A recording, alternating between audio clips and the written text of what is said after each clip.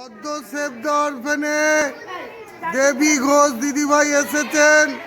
তার স্বামী মনোজ কুমার ঘোষ আজকের দিনে গত বছরে প্রয়াত হয়েছিলেন। সেই প্রয়াত হওয়ার জন্য তিনি অন্য কিছু বিশ্বদান নিজে খাদ্য বাড়ি থেকে নিয়ে এসেছেন। নিয়ে এসে নিজে মিষ্টি খাবার দান করছেন। সেভ দ্য অরফেন অনাথ আশ্রমে ঈশ্বরের ভালো লোকগুলোকে ভালো রাখো, সুস্থ রাখো, সবল রাখো, সমাজে যাতে এরা কাজ করে যেতে পারে সেইভাবে এদের আশীর্বাদ করো। আমাদের সেভ দ্য অরফেনের বাচ্চারা সব বসে আছে, এক একজন করে যাচ্ছে। বুড়িদের খাবার তিনি দিয়েছেন, তারা তাদের জন্য আলাদা খাবার করে এনেছেন। ভাত, ডাল, মাছের ঝোল তারা করে নিয়েছেন, মিষ্টিও দিয়েছেন।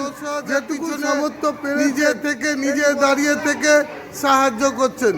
ধন্যবাদ দিই, ধন্যবাদ দিই। ঈশ্বর তাকে ভালো রাখো, তার পরিবার পরিজন, তার বাচ্চা, তাদের সবাইকে ভালো করি। আমরা প্রার্থনা করি আমাদের প্রত্যেকটা সেভ দ্য অরফেনের সদস্যদের, প্রত্যেকটা যারা আমাদের সহযোগিতার হাত বাড়ায় না তাদেরও জন্য আমরা দিনে 4 বার প্রার্থনা করি। তারা ভালো থাক, সুখে থাক, শান্তিতে থাক। আর এই রকম যারা ভালো মানুষ তারা সমাজে যেমন এইভাবে কাজ করে যেতে পারে এবং এই মানুষকে ভালো রাখুক, এইটুকুই। ধন্যবাদ, ধন্যবাদ সেভ দ্য অরফেনের এই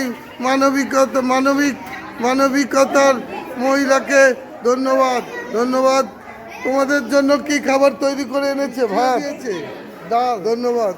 তুমিও পেয়েছো, ভালো করেছে সারা ভাত করে। ধন্যবাদ দাও, ধন্যবাদ দাও।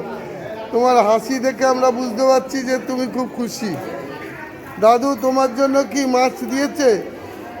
মাছও দিয়েছে, আলু ভাজা দিয়েছে, মিষ্টি দিয়েছে। ধন্যবাদ, ধন্যবাদ। যেটুকু করেছে ধন্যবাদ। নিজে হাতে তৈরি করে বাড়ি থেকে এনেছে, ধন্যবাদ।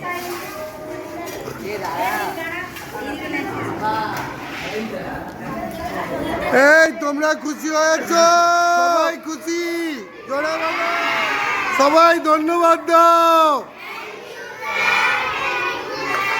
Thank you, thank you save the orphan, thank you.